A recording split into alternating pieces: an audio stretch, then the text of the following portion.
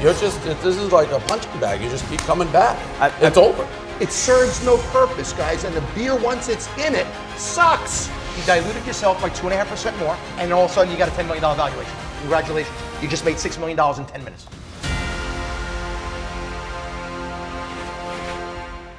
Big Brain, we are here in the CashApp green room with the next contestants on today's contest. What are you guys doing? What are you selling? Who are you? Hi, I'm Victoria. I'm Leslie Wilson. And our company is Luxe Beauty Club. We sell hair extensions and hair loss formulas infused with CBD.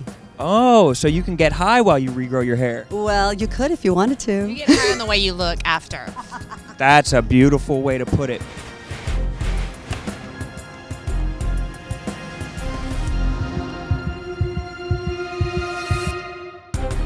Hi, I'm Victoria Flores. I'm Leslie Wilson. And we're the founders of Luxe Beauty Club. We sell hair extensions as well as hair loss formulas infused with CBD through an omni-channel distribution. We've been best friends what seems like forever. We bonded over the love of hair extensions, but spending thousands of dollars at the salon wasn't sustainable. But we were really skinny back in those days because we were either getting our hair did or paying rent and eating. So obviously we were getting our hair did. Clearly. Hair extensions are great, but my hair continued to fall out, so I had to find a better way. I have a pharmaceutical background and I'm a registered nurse, so I started testing CBD oil products and my hair started growing back. They have a lot of phytonutrients as well as amino acids that help your hair, skin, and nails grow. And that's when Luxe Beauty Club was born. We take a two-pronged approach to hair. The combination of hair therapy and hair extensions guarantees a repeat business customer subscription. So, question. We don't wear hair extensions. I have hair surgery. So, does wearing a hair extension damage your hair? Is that? It does not. Not the forms that we use. Our methods are either DIY or you can take it to your salon to put it on. We have some patented ways to put them in that don't break your hair. So if I were to use another type of extension, it would damage my hair. Absolutely. So that's the benefit and that that's another reason we started our own business, because we were going to salons and it was breaking my hair off, as well as my hair already being bad to start with. I mean, I just don't have great hair, you know. So my question a little different. It's like I'm already sort of falling asleep when we start talking about hair extensions. Not because it's bad. It's just like not what I mean. Hair extensions is kind of a female thing. Barstool Sports, while certainly growing in the female space, correct, is primarily a male-dominated brand. So correct. what makes you think that we're the right fit? And that's a great question. Go ahead. Yeah, you guys want to try and see some of the products? Not only is it a hair extension company, but we also have products that help promote hair growth. These are that are infused with CBD. Hair growth serums for men. Yep. And beard serums that help your beard look beautiful. And we made some specifically for El Presidente. These are edibles. Oh. Yeah. Just one bite. Hair loss. Cookies that prevent hair loss. Right. And actually 85%. That's a great concept. 85% of men by 50 will have significant hair loss. So it looks like y'all's problems are bigger than ours. Got to keep that beard looking nice. I love that it's a cookie, right? Not a traditional pill. The thing with all this, and we had another hair company in here earlier, is I never know what's real and what's not, and claims you're making, so I have a pharmaceutical background. We partnered with a grower in Florida. We have a lab there. We go there, I test the products. We have a whole team of scientists that we work with. These products do work. In what sense? They've done clinical trials. We have data to prove it. We've got third-party testing. It actually says you're selling CVS.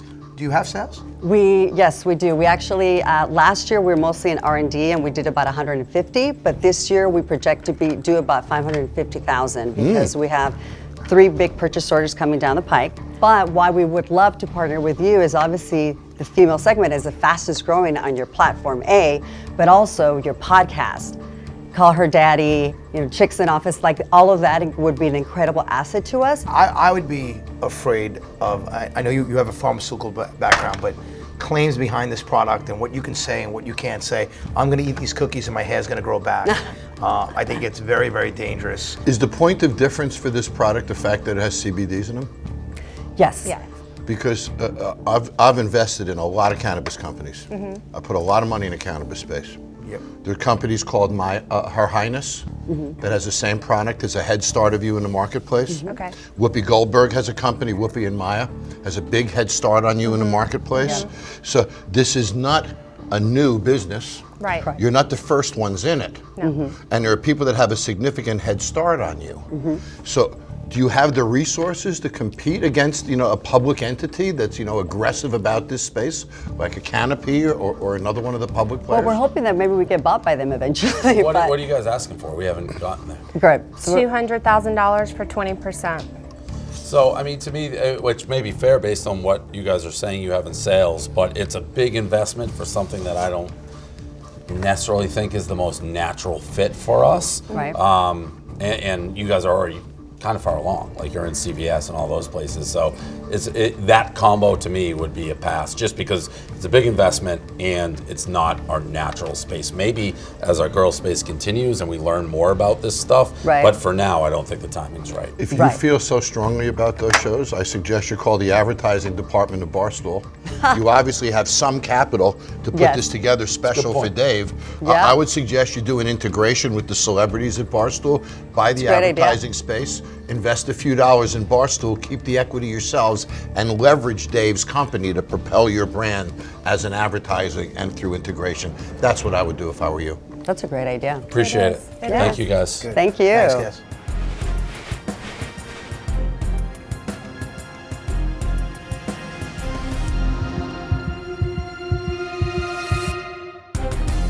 Hi team, how are we all? Good. Whoa, thing. Long day for you. Here we go. Yeah. Long day for you. Well, hi, I'm Ben from Spork, originally from New Zealand, now based here in New York. And I'm here today to tell you a little bit about our virtual commentary studio and how we power commentary for leagues like the NBA, World Rugby, and FIBA for millions of sports fans around the world. But before I get into that, let me tell you why I started Spork. A few years ago, me and a group of friends got together and decided to start doing our own sports commentary. We're all huge sports fans, so we'd sit in our apartment, have a few beers, and share our audio on Facebook Live or YouTube. We soon had tens of thousands of people who'd tune into us every week, and we started having a roster of friends who'd commentate from various places around the world. We had thousands of viewers who were muting their network TV to listen to us, but the constant complaint we had was that our commentary was out of time with the TV. So we built Spork. Spork is a virtual commentary studio that allows a commentator to log on from a laptop and commentate a game directly from their laptop on an internet connection. We synchronize their audio and publish it to networks or social media platforms around the world. You can see an example here with FIBA publishing directly to their Facebook Live. This event was taking place in Sao Paulo with a commentator sitting up in the US at his home, probably in his underwear drinking some beer. So we currently do about 25K a month in recurring revenue. We started monetizing in December and have just doubled month on month. We're really hoping that continues for the duration of this year. We have 5,500 commentators in our talent marketplace. And in Well, I was just going to speed it up to try to understand. Sure. So it's basically, this is for like an end user. If I want to commentate on a game, I can do that with the commentators are all pre-selected. So the rights partner will say, so in this case, I'll just jump forward a few slides. So take something like Rough and Rowdy, right? You guys would go and say, hey, we want to have a competition for stoolies, and we'll pick half a dozen of them who get to actually commentate the event. And they do and it they can remote. sit in their apartment, commentate from wherever they are in the US, and that's broadcast back behind the PPV And channel. who's watching it? So it's going on your platforms. So whoever wants to watch it there can watch it. So it all goes back to whoever the rights owner is. So you guys are the rights owner and distributor of Rough and Rowdy. All the content goes through your channels, wherever you're broadcasting that. On Dave's platforms, he would not have the rights to the sports signal.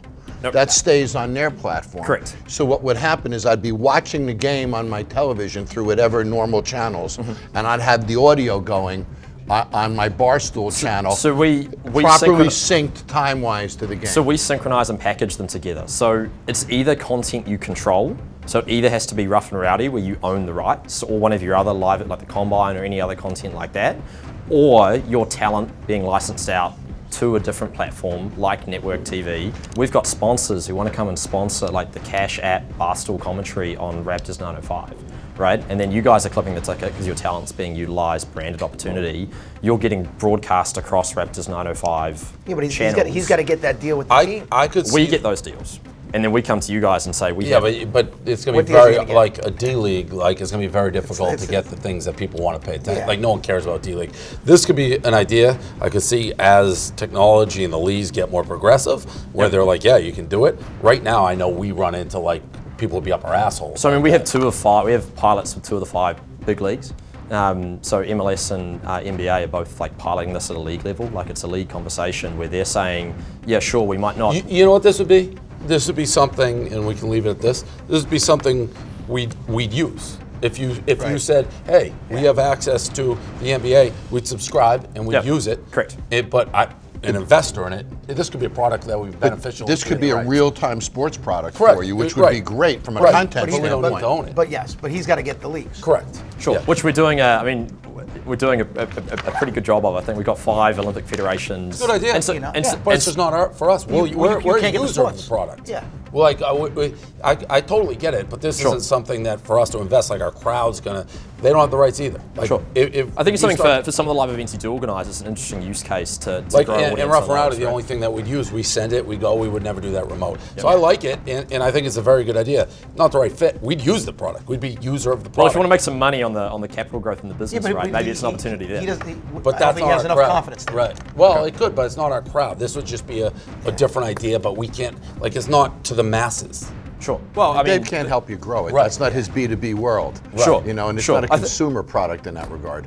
Until you get more of, but even the consumer, we'd use it. We'd use it. I think it's a good idea. Sure. Hopefully, if you start getting the leagues, it'll be successful. Sure. We'll be the first ones to use it, and we'll benefit from it. But like being in on it, it's not our bag. Sure. Appreciate it. Thank you. Good luck. Here with Spalk in the body armor recovery room. Try that out for size, my Spalkin friend. Do I open it? Open it up. Open it up. Take a taste. Take a sip real quick. Was that a loud enough sip? I don't know. It was good. I'm hearing it in real time just as you are. It's good. It's great. Okay, awesome. Spalk, is it an acronym? It stands for Sports Talk. So pretty clever acronym, we think. Did you ever think about tort? No, I'll add it to the list. Okay. That's it from the recovery room with my friend from Spalk. Appreciate it. Thanks, Caleb. Oh, you're welcome.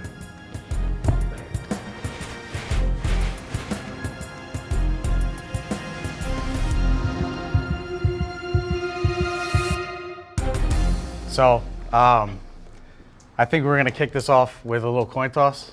I know the odds are 3-2, but I think I'll take those odds. I prefer 5-1. So, Rich is going to call. You're going to call it in the air, Prez. All right. All right. Heads we do a deal. What are we calling for? Heads we do a deal. Tails we both win. Call it in the air. Okay. Well, it did sound like a good deal for us, so I didn't call anything. Looks like we're all going to win. We're all going to win. Everybody wins. No, I'm TJ. And I'm Rich. We're the creators of Shades Club. Shades Club is the world's first subscription box for sunglasses. It's also the best. So what we've done, we've thoughtfully designed it, and it's a vitamin for the many pains in the sunglass industry. Yeah. Essentially, Shades Club is to sunglasses what Barstool is to entertainment. So when you think of nice sunglasses, right, you think nice quality, high-end materials, comfortable, and of course expensive. But do they really need to be expensive? One company owns about 80% of the entire industry. They control from the manufacturing to the distributors to the retail stores. They have over 7,000 retail stores and 77,000 employees. And that's why nothing's changed in so many years and the prices are so high. Who is that? Luxottica. Owns almost every major designer sunglass brand. Ray-Ban. Is produced by them. And so Shades Club comes in. We manufacture at many of the same factories as the world's top brands, Ray-Ban, Tom Ford. We cut out all the middlemen, all the markups, and we distribute right to our consumers, direct to the consumers in the form of a subscription. So you're selling your own designs Yes. that are reflective of the design trends in the marketplace. Exactly. 100%. And we keep a tight pulse on the trends, the markets, what's happening, and we like to put our own little spin on it. Just 10% different, not crazy, but so people still love it and it has a nice touch. What's the real point of difference? Price? So let's go over that. Yeah. It's a great question. Definitely This was in a box, but they... That's a great question. The question was, what are the problems in the sunglass industry? What is our biggest value that we What's have your point of difference? Okay, so what I would like to see, John, is you have a pair of sunglasses. They look pretty nice in front of you. They're not ours. I like to see you take them, and I want you to break the arm off of them.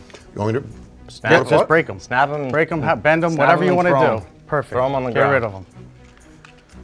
Yep. Prez, These you are got a not pair of yours, glasses? so they aren't. I want you to take them, just throw them right over your shoulder. And you don't get any more pairs because one pair, everybody knows the rules. Was that your glass I just threw? No. So you just No. put your name on it? No. Yeah, just for demonstration. Yeah. Now, gentlemen, if you could open up your boxes. What we want to talk about is the pain points. So, number one that we saw is that someone broke their sunglasses. Prez, you lost yours. Right. Okay, I want you to picture yourself in your favorite place, your favorite beach. You got the sun in your eyes. You know, your real estate, sir, is from here up. And I think you should own that, really. And I think that's a huge value to you. John, I know you know quality, so you had broken your sunglasses. So I want you to imagine that you just got Shades Club delivered to your doorstep, okay, in a timely fashion. It came in dynamic packaging, and I want you to try on the sunglasses personally, just see how you like them.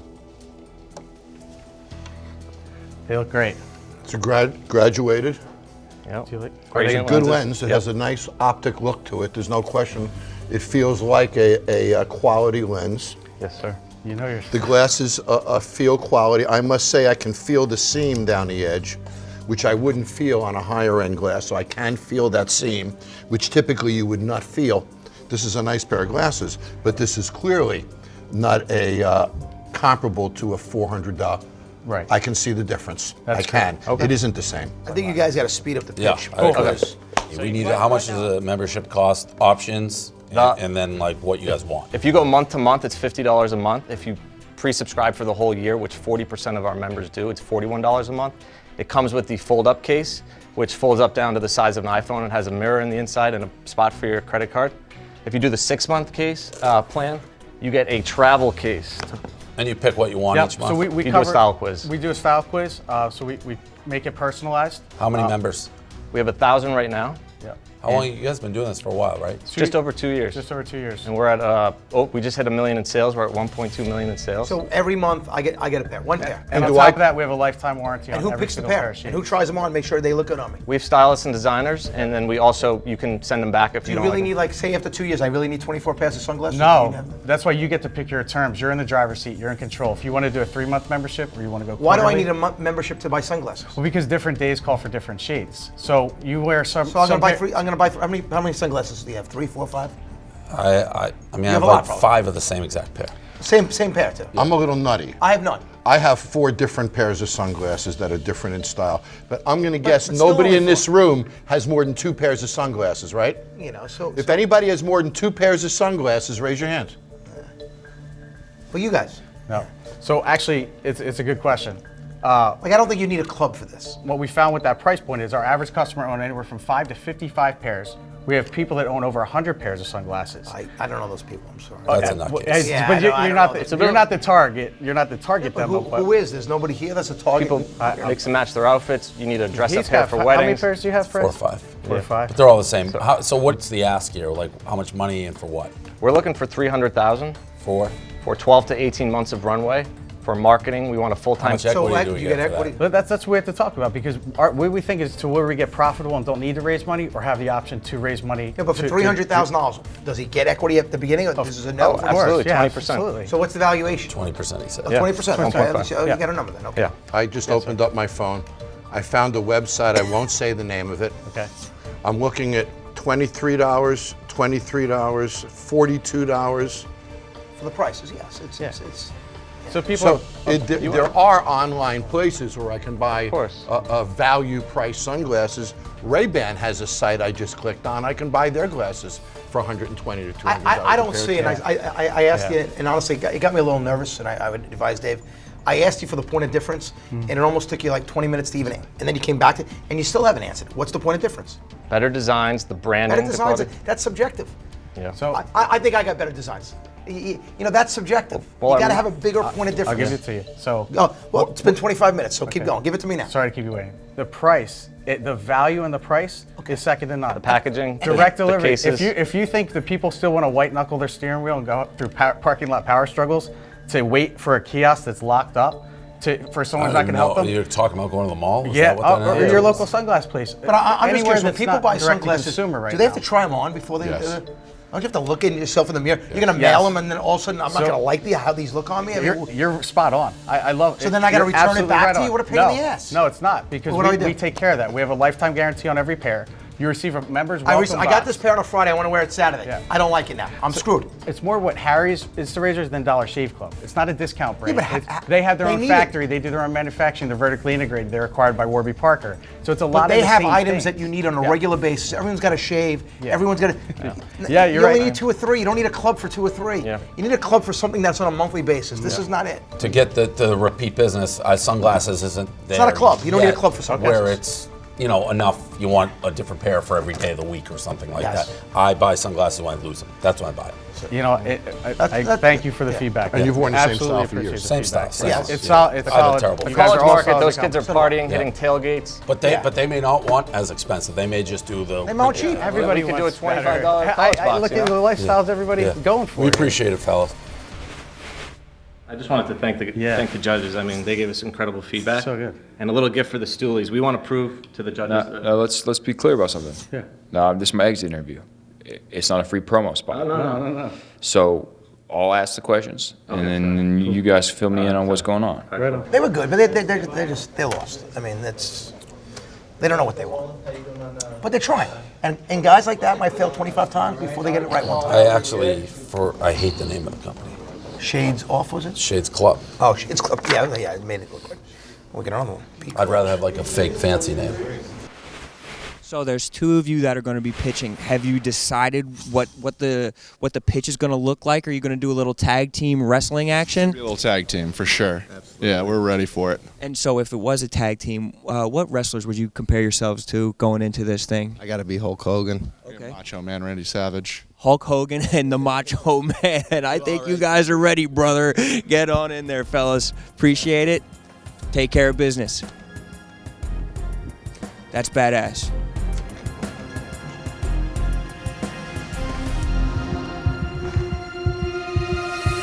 Hello. How's it going today? Good. My name's Mike Bellis. This is my business partner, Colin Santa Croce. Together, we're the co-founders of Bellis Bourbon. We're here seeking a $100,000 investment in exchange for 10% equity of our company. Mike works in the Fortune 500 company, the financial services industry, and I'm a combat veteran of 2 deployments to Afghanistan and a recent graduate of Syracuse University. Yeah, so you might be wondering why I got an actuary and an Army vet standing up here talking about bourbon, but it really all started with the simple idea to package bourbon inside these little mini barrels. Bourbon is hot right now. It's breaking this typecast of kind of being a country club cocktail or a gentleman's drink, and it's resonating more with a younger generation. Second, we have noticed that people at the end of the day just want an easy spirit. They want something that's light, they want something that's easy to drink. And third, and probably most importantly, bottle and brand recognition is extremely important, and it sells a lot. It leads to direct sales. Yeah, so when Colin came into me with the idea to put bourbon inside the little barrels, we knew we could become the bourbon that people instantly recognize. But we also knew we needed to have a great product behind it. So that's where we kind of started the R&D. So we were fortunate to come across a process that had traditionally been used on wines. So without getting too technical, what it does is it removes fusel alcohols. That's what leaves like the bite or the burn on the throat. So we actually apply that to just a standard, typical 6-month-old bourbon. And so the resulting product is extremely light, smooth, and approachable. And so now that we had both the packaging and the product, we were ready to start sales. And we started those sales last summer in 2018. I put 13,000 miles on my car in 2.5 months. And I was visiting a store approximately every 15 to 20 minutes for 5 days a week. At the beginning of the summer, we had mapped out about 450 stores that we wanted to visit over the course of the summer, or to hope to. And I thought we had set a lofty goal of maybe getting 30 stores. I mean, we're asking them to take a product that they've never seen before. I thought 30 would have been considered a success. I'm happy to report that we were able to place it in about 200 in 2.5 months. Yeah. How many have sold through? So we have about 50% that reorder, and we're retaining about 30% permanent reorders. Where's the bourbon come from? It's an Indiana product, so we made that choice. We experimented. So you're Kentucky. buying it from another distiller? So the original mash is sourced. It's that secondary distillation process that I was telling you about that is our kind of unique twist on it. And is it an aged product? It is just 6 months. 6 months. So it's an unaged bourbon. Yes. Whereas most bourbons are aged a minimum of 4 years. So we cannot call it straight bourbon, correct? You cannot. That's correct. Correct. So I'm going to tell you now, the mixology community is going to turn their nose up to it because it's not a 4-year aged bourbon. That's one thing. Yep. Next, I got to share with you, bourbon stats. How much has bourbon grown this year? Do you know? I couldn't give you the exact number. It happens to be 22%. Grew about 18%. Yes. I own a bourbon distillery. Okay. Okay, so I know this market really well. The fact is, we produce our own product because we can maintain quality control that way. Yep. So when you package a product like that, it becomes a novelty product. Okay. And it's a novelty product, which means you buy one, you put it on your shelf, and you don't buy a second one. So this is a niche product. It's never going to get more than 20, 25,000 bottles. And I just want you to know, it's been done before, unsuccessfully. And there it is. And that bottle came in that casket, had a beautiful stand. So this has been done before. And it's been done before by large distilleries who had an awful lot of muscle and had the right distributor networks. So I'm concerned for a couple of reasons. One, I'm concerned you don't make your own product. Second, I'm concerned the packaging is too special occasion, niche-y. Third, it isn't new. And it's been done before by a few different distillers, not successfully. Is the demographic you're going for slightly younger, like, 21 is the drinking age, 21 to 25, 21 to 30, not your grandpa's bourbon, not your daddy's bourbon? What are you trying to do? Correct, so it's not college age, but yeah, I'd say that young professional, that 25 to 35 has been our sweet spot. Is it spot. cheaper? Is it like, how Tito's has taken over the market in vodka, and people would have said, hey, that's never gonna make it. Everyone wanted Grey Goose, everybody wanted Belvedere, everybody wanted high end, now it's just Tito's and soda. Is there a pit, are you guys thinking about something like that? So we're at that $40 price point, which is right in the mid-range of bourbon, so we have gotten no pushback on the price. And for it. the way that we problem, guys, the problem is that you list your competition as High West, Widow Jane, Hudson, and Whistlepig. These are some of the finest distilleries in the world. They make their own product. They have their own distillers. These are brands that are worth $300-400 million. Their package is beautiful. They have powerful distribution networks, and it's. I agree with John, but I also disagree with him where I think your marketing on it is all wrong. Okay. If you want to come out with the bourbon for the 21 to 25-year-old, do something different. 6 month doesn't sound like it's too exciting. It sounds like your price point probably should be $20. Before I started bourbon, I hate bourbon, so I'm not a bourbon guy. Okay. What were you going to do with the money? Yeah, so we're just in Connecticut now, and we have a major distributor in Connecticut, and we're in talks Who's with the distributor? Star Distributors in Connecticut. I would come back. I'd probably refocus on millennial bourbon. Your first bourbon you're ever going to have in your life. You're not trying to compete with John's brands that he drinks or invests in or he owns. Yeah. But this, I think your target is wrong here. Just go cheaper, go millennial bourbon, come back maybe next year and change it. My product is rated as one of the finest in the country by the mixologist, and we're at $45. Yeah. So different target, different what do you call it? Yeah, and I'll defer to them because I'm not a bourbon guy, so I was relying on their expertise. I like both of you guys. I actually think you know this inside out, and maybe if it was a drink that I drank, I would be more partial to it. But since I hate bourbon, it's hard for me to be like, oh yeah, I'm in on the bourbon. I like both of you guys. We're doing this occasionally. We haven't done much, but the Cash App with the cash tag, give you guys $5,000, help out. I don't know how much that'll get you, but seed money to get it going. I wouldn't rule this out. I just don't know enough about it. I think they brought up legitimate points. So for now, it's a pass. Appreciate it. Millennial bourbon. Thanks, you guys. Thank you. Did you guys know about the other company who had similar packaging? So in our patent search, that did not come up. I'll have to look more. I've seen it. The way that they present it is completely different. So we're presenting on the bar with the bottle actually inside of it, and it's easy for bartenders to slide it in and out. I think it's something that'll catch on. Look at the bottle. That's what you're going to see behind the bar. And the bottle is terrible. You don't because see it the takes barrel. up too much space. The barrel? No, nobody's going to leave it. They're not going to put it. They're not going to pour it in the barrel. Up and down, right? The bartender's not going to do it. So if they're going to pull it, the bottle looks like any other bottle. Yeah. It's a basic bottle. It's a really cheap bottle design. My fact, the point is that the barrel's going to disappear. Only way it's going to work is in a retail sale. You'll buy it as a novelty thing, put it behind your bar, and you'll never buy another one.